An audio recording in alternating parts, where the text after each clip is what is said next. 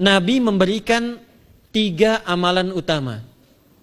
Saya akan bacakan dengan cepat 3 amalan utama yang dikuatkan oleh beliau kepada para sahabat sebelum tiba Ramadan dan sampai sekarang menjadi kurikulum Ramadan Nabi. Jadi kalau ibu bapak ingin mengeluarkan kurikulum Ramadan Nabi, nanti bikin agenda saat Ramadan. Ya, supaya nggak pusing nanti. Kalau masuk hari pertama apa yang dikerjakan, hari kedua apa yang dikerjakan, subuh apa, siang apa, sore apa. Cuman nanti saya berikan 3 yang pokok ini. Ada 3. 1, meningkatkan sholat. Saya ulang ya, meningkatkan apa? Sholat. Kalau meningkat secara singkatnya berarti bertambah dari yang sekedar fardu, tambah dengan apa? Sunnah. Maka dari sekarang keluarkan semua jenis sholat-sholat sunnah. Keluarkan dari sekarang apa saja, siang dan malamnya.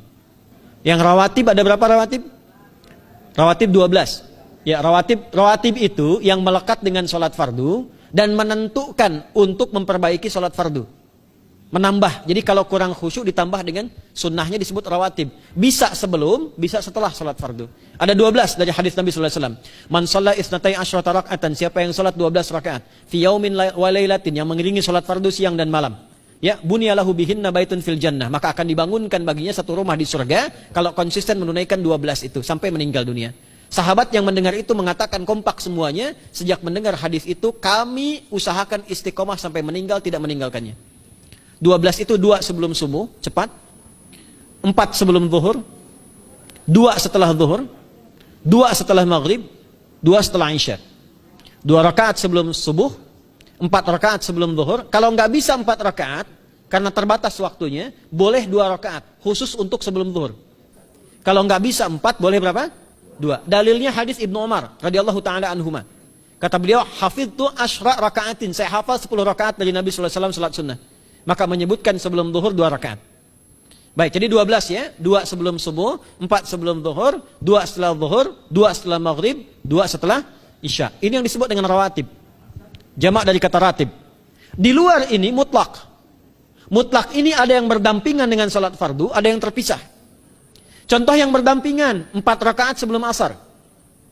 4 rakaat ini bukan disebut rawatib, tapi salat mutlak. Cuma waktunya berdampingan dengan salat fardu. Jadi dia nggak memengaruhi salat fardu, cuma punya keutamaan sendiri. Apa keutamaannya? Hadis Ibnu Umar radhiyallahu taala anhuma, ketika beliau menyampaikan qala Nabi sallallahu alaihi wasallam rahimallahu ra'an shalla qabla al-asri arba'an. Allah akan menambahkan rahmat pada orang yang terbiasa salat 4 rakaat sunnah sebelum salat asar. Jelas ya? Baik. Kemudian apalagi setelah itu? Salat di antara 2 adzan dan 2 adzan ini, adzan dan iqamah. Ya, di antara adzan dan iqamah. Tahiyatul masjid. Apalagi misalnya salat duha. Duha dibagi 3. Awal duha itu kurang lebih 1,5 jam setelah salat subuh. Subuh sekarang misal 4:30, maka jam 6 muncul awal duha. Namanya syuruk. Saya ulang, salat apa namanya? Syuruk itu salat awal duha. Jumlah rakaatnya 2 rakaat. Man sallal ghadata fil jama'ati thumma yaqudu yadhkurullah subhanahu wa ta'ala fa yusalli rak'ataini fa kana alaihi ka ajri umratin wa hajjin, ya ka ajri ummatin wa hajjin tamatan. Siapa yang salat subuh 2 rakaat dengan berjamaah, ya, dan umumnya kalau berjamaah bisa ke masjid di masjid. Kalau tak mampu ke masjid, tunaikan di rumahnya. Setelah itu tidak beranjak dulu, dia duduk untuk berzikir kepada Allah. Zikir itu bisa baca Quran. Quran surah 15 ayat 9 itu Quran disebut dengan zikir. Quran surah 54 ayat 17, 22, 32, 40 itu Quran disebut dengan zikir. Bisa baca Quran, bisa berdoa. Doa disebut dengan zikir. Quran surah ke-7 ayat 205. Ya. Bisa dengan apa lagi? Bertafakkur, ya, mengaji, ta'lim, itu disebut dengan zikir. Ali Imran ayat 190 191. Alladzina yadhkuruna Allaha qiyaman wa qu'udan wa 'ala junubihim wa yatafakkaruna fi khalqis samawati wal ard, ya, disebut dengan zikir. Bisa bertasbih. Zikir pagi petang, kalimat-kalimat thayyibah, ada itu di Quran surah ke-4 ayat 103. Jadi habis salat subuh zikir dulu. Doa dulu, zikir dulu, belajar dulu, tafsir dulu. Setelah itu muncul syuruk. Perjalanannya disebut isyraq, melewati masyrik, 1 tombak bayangan, dia salat 2 rakaat, itu pahala salatnya senilai haji dan umrah. Sempurna. Bukan sudah haji, bukan. Mau kemana? Ibu mau haji dulu? Tidak. Ya, hajinya nanti bulan Dzulhijjah. Tapi senilai haji dan umrah itu 2 rakaat. Awal duha disebut apa? Syuruk. Pertengahan duha sekitar jam 9 jam 10. Jumlahnya 2 sampai 4 rakaat. Ya, 2 sampai 4 rakaat. Apa fungsinya? Satu, mengganti seluruh zikir yang ada dalam tubuh kita. Mata berzikir, telinga berzikir, lisan berzikir, bisa diganti dengan 2 rakaat duha. Itu waktunya pertengahan duha. Kurang lebih dari jam 8, 9, 10 lah, kurang lebih 3 jam itu. Ya. Yang kedua, bisa menghambat atau menghentikan, menahan satu musibah umum. Misal ada kebanjiran nih atau macet nih. Orang-orang kena macet. Bapak yang biasa sholat duha pertengahan itu tiba-tiba ditolong oleh Allah, dibebaskan. Tiba-tiba ada orang datang, Pak lewat sini di sana macet. Atau dibimbing ada kontraflow. Itu manfaatnya duha tuh. Yang pertengahan. Yang terakhir adalah akhir duha. Sekitar jam 10 sampai jam 11 menjelang ke zuhur. Ya, akhir duha itu jumlahnya dari 2 bisa 4 sampai 8 rakaat. Di antara manfaatnya bisa mempermudah datangnya rizki dengan izin Allah Subhanahu wa taala ketika ikhtiar. Itu duha. Nanti ke malamnya silahkan tahajud, tingkatkan tarawihnya sampai ditutup dengan witir. Itu salat. 2 yang terakhir saya cepat, 2 yang terakhir adalah banyak berinteraksi dengan Al-Qur'an.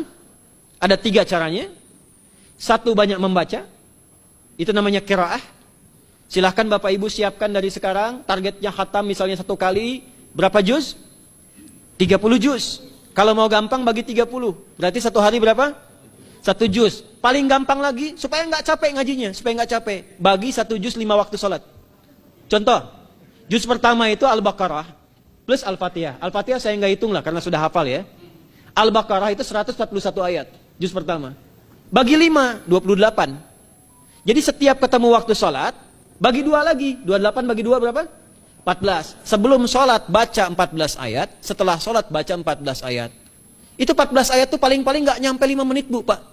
Kalau investasi 10 menit setiap waktu sholat, bagi 2 kita baca 14 ayat, itu insya Allah selesai Ramadan khatam Quran. Itu udah rumus. Ya, tidak cukup dengan amin, siapkan dari sekarang. Siapkan. Ya. Kemudian mengkaji, kajian, tilawah. Itu tilawah itu di hadis Muslim pahalanya banyak. Ya, majtama'a qaumun fi baitin min buyutillahi. Ya, kita ngajinya Quran hadis ya, biar lebih kuat dalilnya. Majtama'a qaumun fi baitin min buyutillahi yatsluna kitaballahi wa yatadarasuna fima bainahum. Ya, siapa yang bisa tilawah Quran, ngaji, tafsir, keluarkan misalnya untuk Ramadan 10 hari saya pengen tahu Al-Fatihah. Itu ketika dilakukan punya 4 keutamaan. 1, ghasyiyatuhum rahmah. Selama ngaji, rahmat Allah dibentangkan. Kalau pengen doa cepat dikabulkan, kalau istighfar diampuni. Yang kedua, awas ini nazalat alaihimus sakinah, diberikan ketenangan dalam jiwa. Bapak Ibu pengen di rumah tangga nyari sakinah, isi dengan Quran di rumah. Amalan terakhir infak. Ya, hadisnya dari Ibnu Abbas, Ibnu Abbas radhiyallahu taala anhuma, qala, ya, beliau mengatakan kana Nabi sallallahu alaihi wasallam ajwadan nas wa ajwadu ma yakunu fi Ramadan. Adalah Nabi sallallahu alaihi wasallam itu orang yang sangat luar biasa dermawan dan lembut. Dan bertambah dermawan lagi ketika tiba Ramadan. Apa yang dilakukan Nabi? Mensupport sahabat, siapapun yang punya anggaran untuk infak, disiapkan sebelum Ramadan. Jangan berpikir banyak Bu. Yang penting ada anggaran, 30.000 nggak ada masalah. Setiap hari 1.000, tidak harus uang, makanan. Pernah dengar hadis ini nggak? Siapa yang memfasilitasi bukaan orang puasa, walaupun dengan sebiji kurma dan sehirup air, maka dia mendapatkan pahala seperti orang puasa itu tanpa dikurangi sedikit pun. Ada? Hadisnya sahih di At-Tirmidzi. Tapi bukan berarti nyari kurma ke Tanah Abang setiap hari 1. Terus minumnya 1 sedotan aja ganti-ganti. Ya, maksudnya apa? Yang paling minimal kita bisa keluarkan.